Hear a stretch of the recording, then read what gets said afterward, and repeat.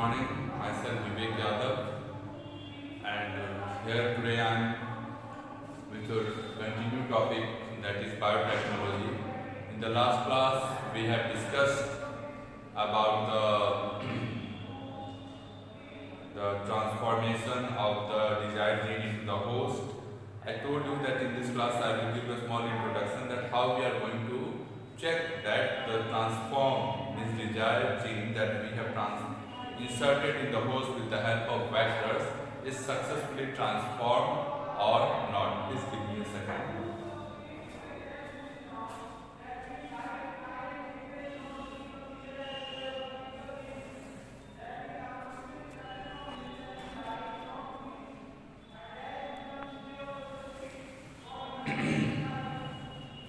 Okay, I hope you people can see everything on the board clearly and I am audible to you all. So, see, today's topic actually obtaining the foreign product. There is a aim of doing recombinant DNA that we need a desired product from a particular organism. So, what we have discussed is all related to that.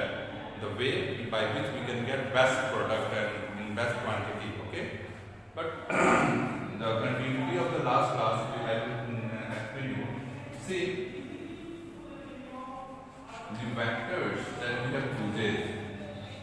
Okay, suppose PBR 322. PBR 322. Okay, this is a type of vectors. I told you that there are different types of antibiotic resistance property in a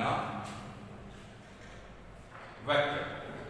Okay, having different type of antibiotic resistant property.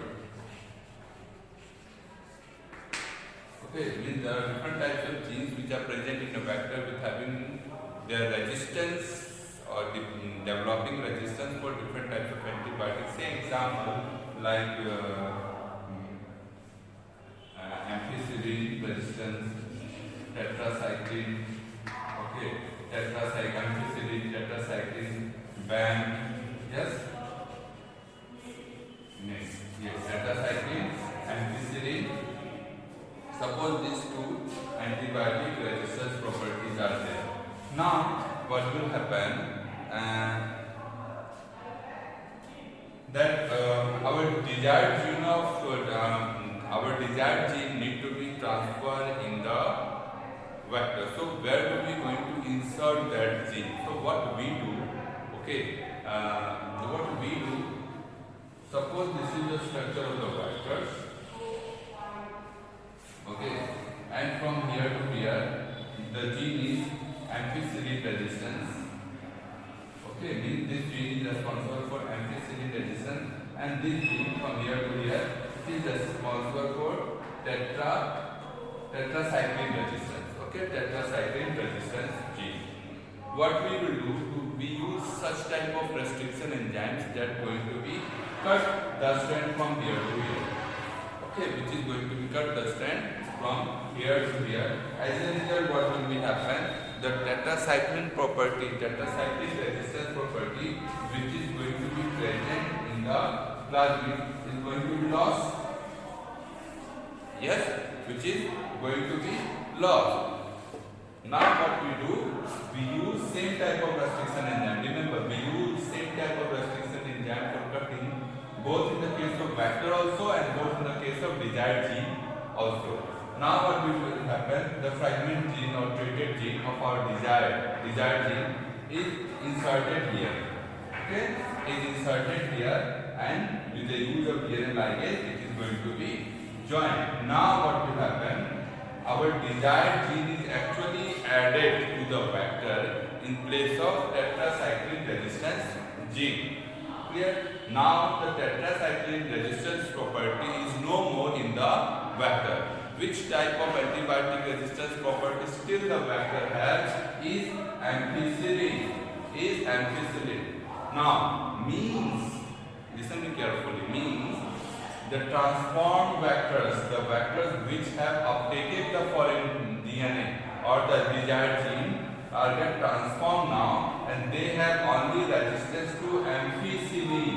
They have resistance to ampicillin, not tetracycline. They are not resistant to tetracycline, but the wild type is the original type of plasmid, which is not uptaking the transform, have both ampicillin and tetracycline, right? Ampicillin and tetracycline. So what we do to check our transformation means the transform plasmid, okay, in which we have added the foreign gene is perfectly done or not. We simply grow this culture, okay, grow this culture of bacteria or microbes in a culture containing, okay, we will prepare an artificial culture, okay, and in this culture the resistance property that we will select is tetracycline. Which one? Tetracycline. So what we do, we add them, okay,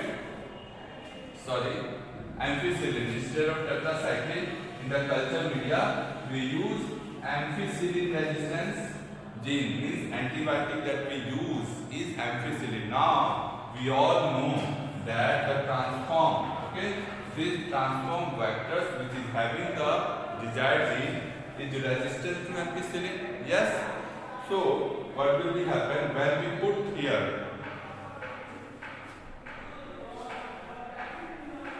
when we grow when we grow this one in the ampicillin, all transform will survive. Sorry, I am making mistake here. Just a minute.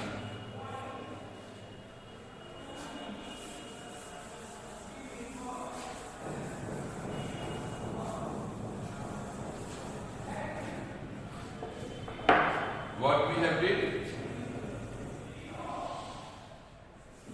we use the culture media which is having ampicillin resistance plus tetracycline resistance. Okay, ampicillin resistance and tetracycline resistance.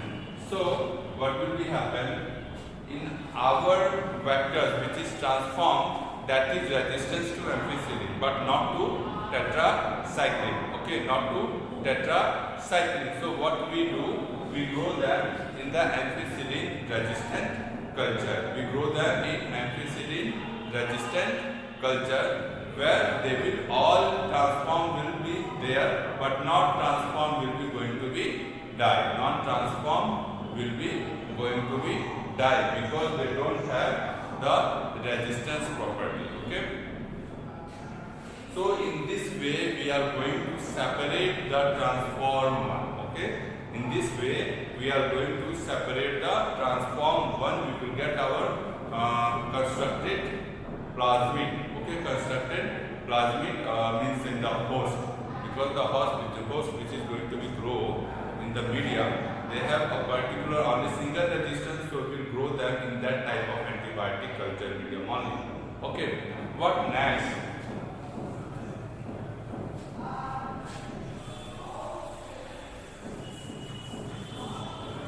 If they are not feeling well, so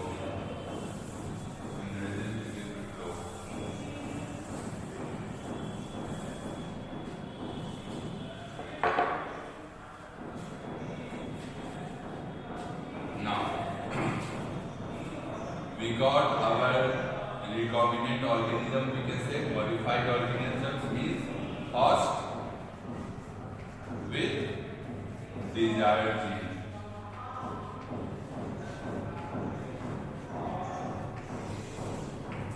Correct? Now we have a host which is having the desired gene. Now what we will do, see, initial before doing any work or any process in the large scale, we need to first do in the laboratory in small percentage, small amount to check up the process of isolation of the desired product and all. If it is success, then that will be applied to larger scale. So inside the lab, okay, inside lab we grow culture of this particular host in favorable condition. ठीक है, we grow the host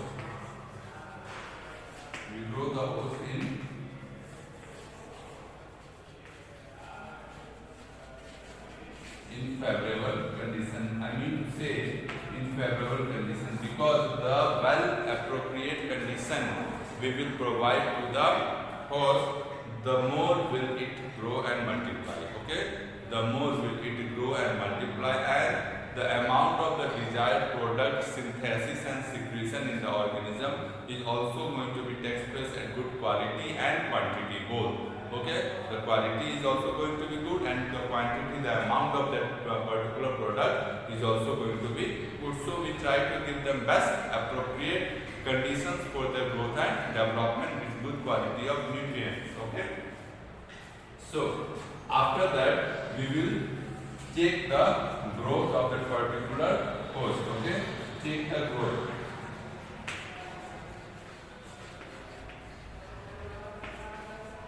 We will check the growth of host, and now what we will do?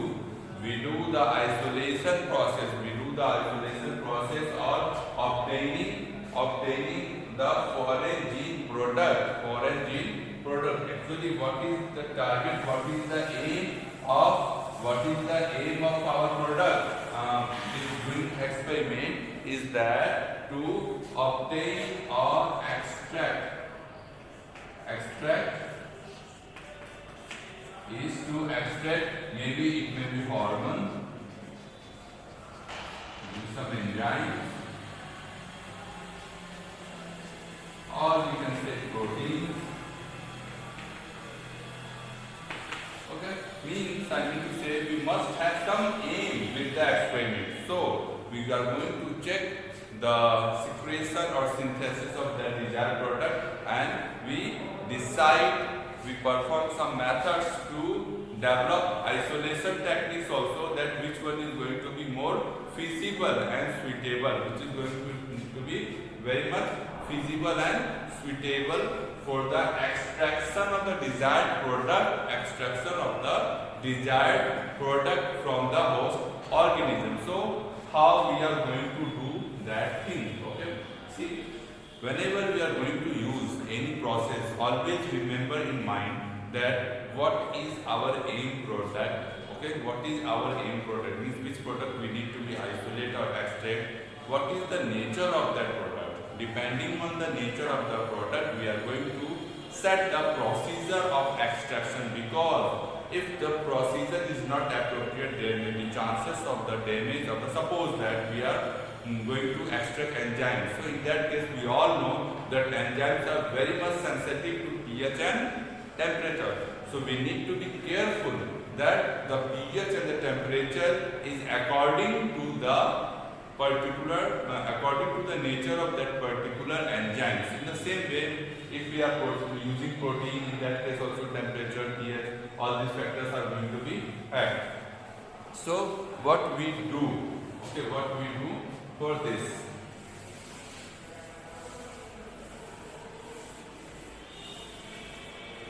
See, what we have did is now actually laboratory stage, but when we are going to produce them in a large scale, okay, the major role going to be done by bioreactor.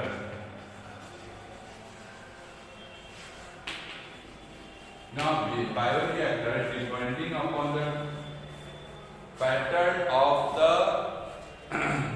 depending upon the pattern of the apply of the culture, they are actually continuous or batch culture.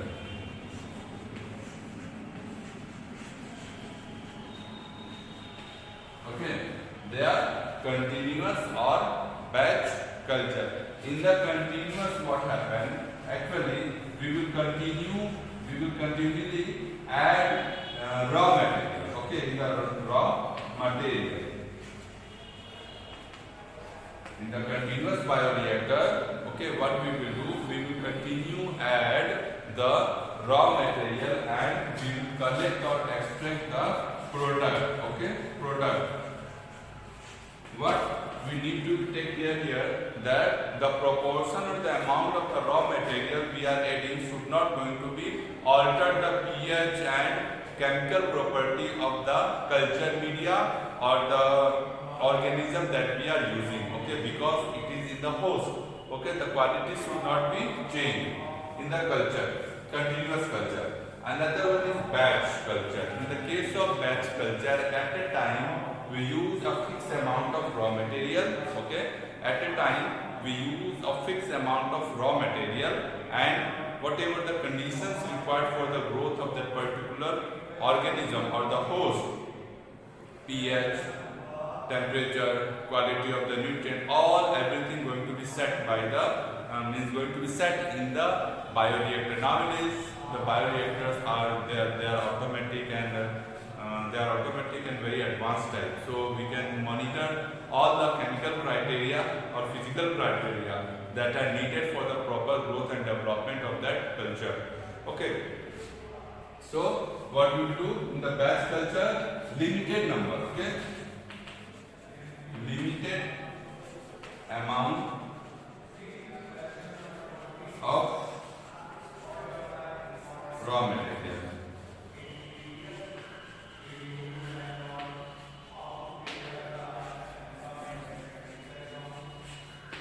Okay, limited amount of raw material is used in batch culture. Okay, now when we are going to discuss about bioreactor, we need to focus on things.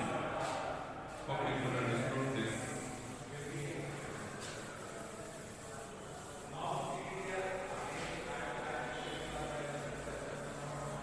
You can say that a bioreactor or fermenter, okay, it is a closed large vessels which has a capacity of 100 to 1000 liter or more than that. Okay, it depends what type of raw material we are using and what is the purpose of our production. Okay, so it may vary. But when we talk about a bioreactor is a closed container. Okay, at the base is curved. You can see here this base is actually curved. It is not like this, because if it will be like this, what will happen? There will be deposition of raw material here, which will not be going to be mixed or utilized by the organisms that we are culturing. Okay, plus there is a shaft inside, there is a propeller. Okay, propeller. These are there for the proper mixing of the raw material, and there is a system through which sterile air can be used in the culture, and there are mixture which are going, this propeller going to be mixed the culture in uniform way, so that all the organism which is growing or developing inside this bioreactor should get proper amount of air and other raw material. Means this system should be in such a way that the mixture of the raw material composition, okay, the culture medium that we are using in the bioreactor should be in homogenized form, okay, in equal proportion. Okay, so after this what will be happen? We got the good culture and growth of the host, okay, which are having the desired product, got it? The protein, the hormones, ethanol, whatever we want to be extract, they are having. Now the next thing that is extraction of the product from the organism is downstream processing. It's come under downstream processing, means extraction of the particular product from the host organism till packing and release to the end market is come under downstream processing.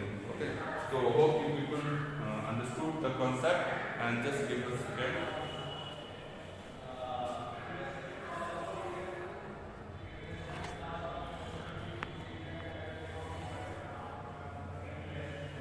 Okay, so